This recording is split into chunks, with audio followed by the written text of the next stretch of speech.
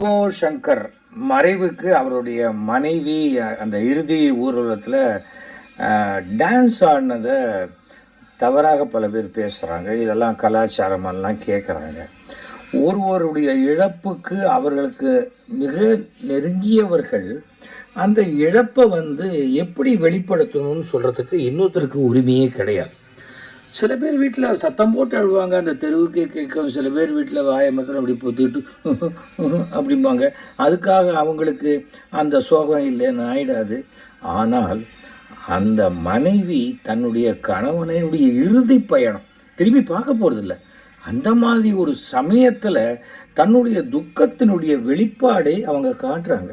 அதை விமர்சிக்கிறதுக்கு யாருக்கும் அருகதையே கிடையாது. அவங்க உங்கள் வீட்டில் டான்ஸ் ஆடல தன் கணவன் மரணத்துக்காக.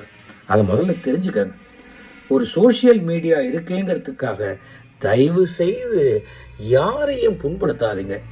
எத்தனை ஆண்டு காலம் ஆனாலும் அந்த ரோபோ சங்கருடைய மரணம் அந்த மனைவிக்கு கொடுக்கக்கூடிய பாதிப்பை நீங்கள் யாருமே ஈடுகட்ட முடியாது.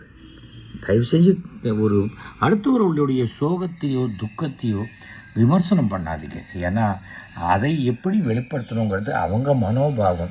அது